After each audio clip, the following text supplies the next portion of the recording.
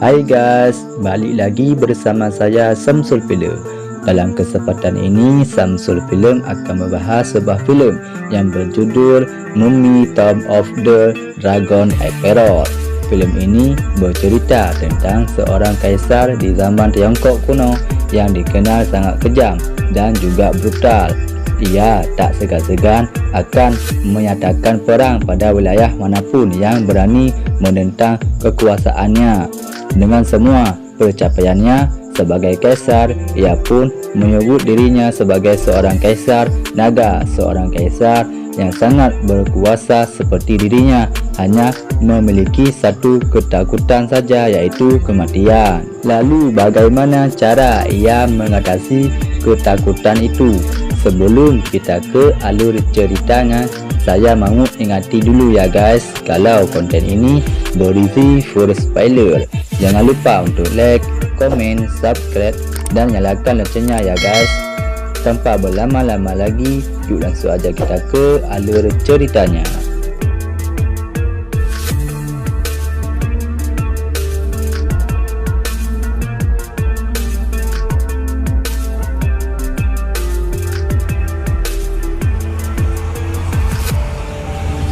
Filem diawali dengan memperlihatkan zaman Tiongkok kuno. Saat itu terjadi peperangan sipil yang menyebabkan Tiongkok terpecah belah dengan banyaknya kerajaan yang bertujuan memperebutkan wilayah dan kekuasaan. Ada satu raja bernama Qin Shi Huang yang punya ambisi kejam untuk menjadi dirinya sebagai kaisar kerajaan. Demi kerajaan ditaklukkan oleh Kaisar Qing, sehingga ia memperoleh wilayah dan kekuasaan yang jauh lebih besar. Dengan kekuasaannya itu, ia pun memperbudak orang-orang yang merupa musuhnya untuk membuat tembok besar Cina bagi para budak yang tewas. Selama pembuatan tembok besar, mereka akan langsung dikubur di dalam tembok tersebut. Kaisar Qing menjadi kaisar yang jauh lebih kuat setelah ia berhasil menguasai elemen-elemen yang diajarkan oleh ahli mistik kerajaan. Di antaranya adalah elemen api, air, tanah, kayu dan besi. Di tengah semua pencapaiannya sebagai Kaisar Qing, tetaplah manusia biasa yang tidak bisa mencegah dirinya menjadi tua, di mana musuh terbesar yang harus ia kalahkan adalah kematian. Oleh sebab itu, ia pun mengutus jenderal kepercayaannya yang bernama Jenderal Ming untuk menemukan seorang penyihir kuat yang diduga mengetahui rahasia untuk mendapatkan keabadiannya. Setelah ditelusuri, Jenderal Ming dan pasukannya pun menemukan Zi, seorang penyihir cantik yang selama ini ia cari. Lalu Ziwa pun langsung dibawa ke hadapan sang kaisar. Melihat kecantikan Zing, Kaisar Qing pun berpesan pada Jenderal Ming tidak ada satupun lelaki yang boleh menyentuhnya. Hal itu sebenarnya adalah sebuah peringatan karena Jenderal Ming selanjutnya akan menemani Zin untuk mencari kitab keabadiannya di sebuah biara bernama Biara Turfan. Tak disangka, di tengah pencarian kitab itu, benih-benih cinta antara Jenderal Ming dan Zing pun perlahan-lahan mulai tumbuh. Dengan kerjasama yang baik, mereka pun berhasil menemukan kitab keabadiannya. Di dalam kitab itu terdapat mantra-mantra sihir dari dunia kuno yang berisi semua rahasia mistis, termasuk mantra keabadiannya. Setelah itu, buku mantra itu pun dibawa ke kerajaan untuk dibacakan di hadapan kaisar. Sebelum ritual dimulai, kaisar berjanji akan mengabulkan satu permintaan apapun dari Zi, mengatakan kalau ia ingin menghabisi sisa hidupnya bersama Jenderal Ming. Dengan terpaksa, kaisar pun menyetujui permintaan tersebut. Setelah itu, Zi pun mulai membacakan mantra-mantra keabadiannya untuk Kaisar Qing. Setelah ritual itu selesai, kaisar membawa Zing keluar untuk melihat Jenderal Ming yang akan dieksekusi. Kaisar ternyata mengingkari janjinya pada Zi dan meminta Zi untuk menjadi ratunya. Namun karena jiwa menolak Jenderal Ming pun akhirnya dieksekusi mati dan Zi juga ditusuk oleh Kaisar. Dalam keadaan terluka, Zi pun pergi sambil membawa buku mantra keabadiannya. Tak lama setelah itu, tubuh Kaisar tiba-tiba mengeluarkan lumpur. Ternyata Zi telah menduga semua ini, jadi ia pun mengutuk Kaisar dan semua pasukannya. Mantra yang sebelumnya ia baca bukanlah mantra keabadiannya, melainkan mantra kutukan untuk membuat sang Kaisar dan juga semua pasukannya menjadi seorang patung.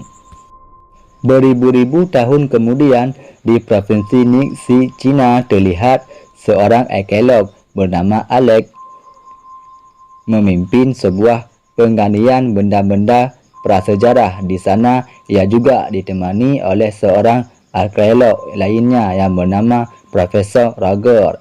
Setelah pencarian panjang, mereka pun berhasil menemukan lokasi tempat terkuburnya Kaisar Qing dan juga pasukannya. Mereka dan beberapa pasukannya pun mulai masuk ke dalam makam tersebut. Tak disangka makam itu ternyata dilengkapi oleh pelindung yang digunakan untuk melindungi patung Kaisar dari arkeolog seperti mereka. Hal itulah yang membuat begitu banyak arkeolog gagal menemukan patung Kaisar dan malah berujung tewas di makam tersebut. Namun, fakta itu ternyata tidak membuat Alex serta Profesor Wilson merasa gentar. Saat berjalan memasuki makam, Alex dan yang lainnya beberapa kali menginjak jebakan sehingga beberapa di antara mereka pun tewas, menyisakan Alex dan Profesor Wilson.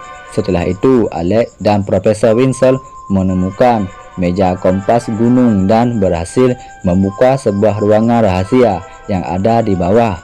Alex pun terjatuh ke ruangan itu, sementara Profesor Wilson berada di atasnya. Di dalam ruangan itu, Alex menemukan sebuah peti yang diyakini berisi patung Kaisar Qing. Saat sedang melihat-lihat situasi sekitar, Alex pun diserang oleh seorang ninja. Alhasil terjadilah pertarungan antara Alex dan ninja tersebut. Namun saat Alex berhasil membuka topengnya, ia terkejut karena ninja itu ternyata adalah seorang wanita, Wilson, yang ada di atas. Kemudian membantu Alex dengan menembaki ninja itu. Alhasil ninja itu pun kabur untuk menyelamatkan dirinya. Di London, utusan pemerintah mendatangi kediaman orang tua Alex, yaitu Richard dan juga Eiffel. Karena Richard dan Eiffel merupakan seorang arkeolog, pemerintah pun menugaskan mereka untuk membawa permata Sanglang ke Shanghai. Richard dan Eiffel pun menyanggup tugas itu karena kebetulan Eiffel memiliki seorang adik yang juga tinggal di Shanghai yang bernama Jonathan. Singkat ceritanya, Richard dan Eiffel pun tiba di Shanghai. Mereka kemudian mengunjungi bar milik Jonathan dan bertemu dengan Alex di sana. Saat itu Alex terlihat sedang berkelahi dengan seorang lelaki. Jadi Richard berusaha melindungi Alex. Tak disangka orang yang menghajar Alex ternyata adalah teman lama Richard yang bernama MacDougall. MacDougall dan Richard pun bahagia karena akhirnya bisa bertemu.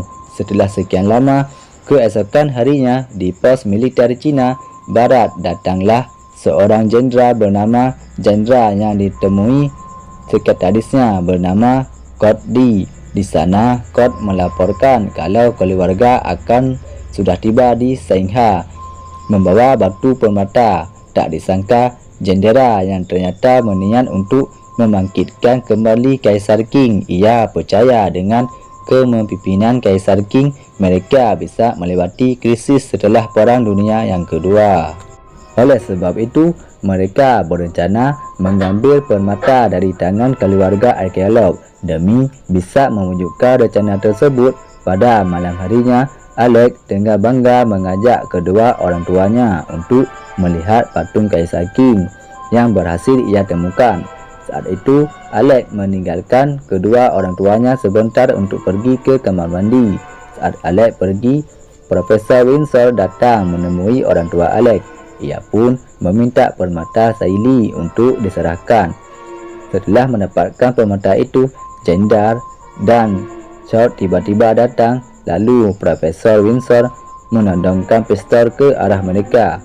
Tak disangka, Profesor Windsor ternyata sudah bekerja sama dengan Jenderal yang untuk mendapatkan permata Sailly demi bisa membangkitkan Kaisar Qing. Jenderal yang kemudian memaksa Effeli untuk membaca mantra yang ada di permata Sailly. Di sana tertulis hanya tetesan darah dari orang berhati suci yang bisa membuka permata Sailly.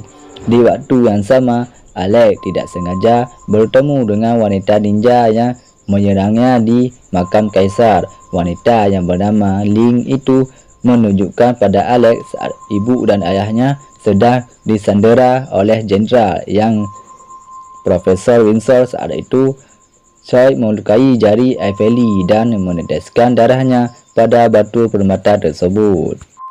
Permata itu pun mulai bereaksi dan berhasil dibuka. Setelah itu, Richard diminta membuka peti Kaisar Qing. Begitu petinya terbuka, Profesor berniat untuk membunuh Richard dan juga Effeli. Beruntung Alex dan Ling datang menyelamatkan mereka. Di saat yang tepat, batu permata yang dipegang oleh Jenderal yang terlempar ke arah patung yang sedang memegang kuda. Kemudian Ling segera masuk ke dalam peti dan menusuk belati ke jantung mumi yang ada di sana. Tak disangka, mumi di dalam peti itu bukanlah Kaisar, melainkan seorang Kasim yang sengaja dijadikan umpan. Lantas di mana patung Kaisar? Di patung Kaisar Qing berada di dalam patung kusir kuda yang kini berhasil hidup berkat permata Sailly. Melihat hal itu, Richard langsung menembak mumi Kaisar Qing dengan pistolnya. Namun tentu saja semua pelurunya tak bisa menghentikan seorang mayat hidup. Lalu Jenderal yang mengatakan kalau ia adalah pengikut Kaisar Qing sehingga ia pun dibawa pergi bersama Kaisar. Sementara Profesor Windsor yang ingin ikut bersama mereka malah dibunuh oleh Kaisar Qing. Hal ini karena Kaisar hanya membutuhkan satu orang saja menjadi pengikutnya. Saat Kaisar dan Jenderal yang akan pergi, Ling dan Alex dengan cepat bergantung di bagian bawah kereta kuda. Sementara Richard dan Effeli mengambil truk berisi petasan untuk mengejar Kaisar Qing. Okay. Hey, we could use this! Give me that!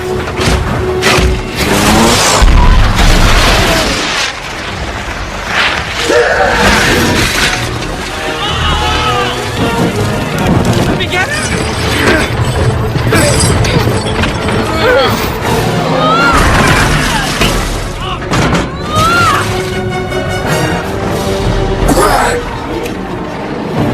Give me your hand. Here. Where's Rick? Where do you think?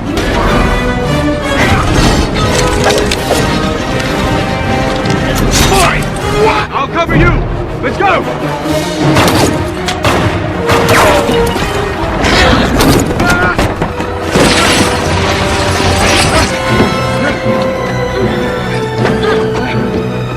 Thought you were dead.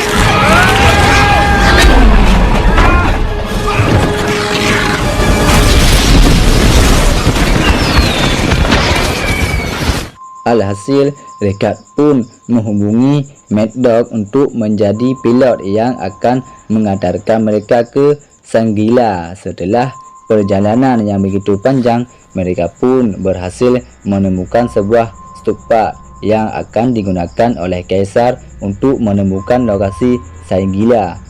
Alhasil, Richard dari yang lainnya pun bersiap-siap untuk menyambut kedatangan Kaisar Qing dan pasukannya. Kemudian Kaisar Qing dan pasukannya pun tiba di tempat tersebut. Richard dan Alex memanfaatkan pistol untuk menyerang pasukan Kaisar Qing. Namun pasukan itu malah menyerang mereka dengan menggunakan sebuah bazoka. Melihat hal itu, Ling langsung memanggil makhluk salju yang disebut Yeti untuk membantu mereka melawan pasukan Kaisar Qing.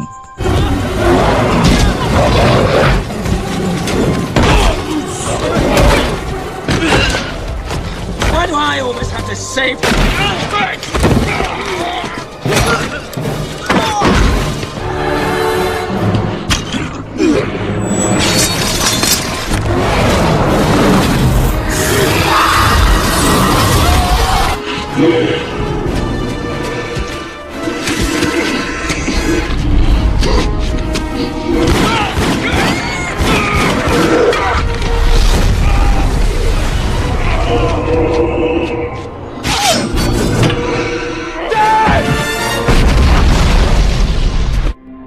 Longsor salju pun akhirnya terjadi. Melihat hal itu, Yeti pun kemudian berlari melindungi tubuh Richard dan juga yang lainnya. Beruntung dengan hal itu, mereka semuanya masih bisa selamat dari longsor salju tersebut. Setelah itu, Yeti membantu mereka untuk membawa tubuh Richard menuju ke Shangri-La untuk mendapatkan pengobatan. Pada malam harinya, Kaisar Qing dan jenderal pun datang ke tempat itu untuk menyerang Jing dan Ling, kemudian masuk ke dalam kolam keabadian. Setelah itu, Kaisar Qing berubah menjadi sosok naga yang sangat menyeramkan. Kemudian ia pun pergi membawa Ling sebagai tawanannya. Melihat hal itu, Richard dan yang lainnya pun bergegas pergi mengejar Kaisar Qing. Keesokan harinya, mereka sampai di lokasi makam sang kaisar. Di sana, jenderal yang sudah mengumpulkan semua prajuritnya untuk menyambut kedatangan Kaisar Qing.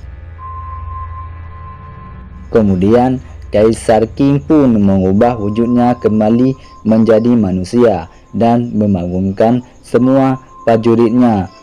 Terdapat ribuan prajurit bangkit dari dalam tanah dan bersiap untuk berperang. Di waktu yang sama, Jing diam-diam masuk ke dalam ruangan Kaisar Qing. Ia mengobarkan keabadiannya yang ia miliki Ling untuk membangkitkan banyak budak-budak agar bisa berperang melawan pasukan Kaisar Qing. Dari dalam tanah munculnya banyak jenderal Ming beserta budak-budaknya yang dibunuh oleh Kaisar Qing.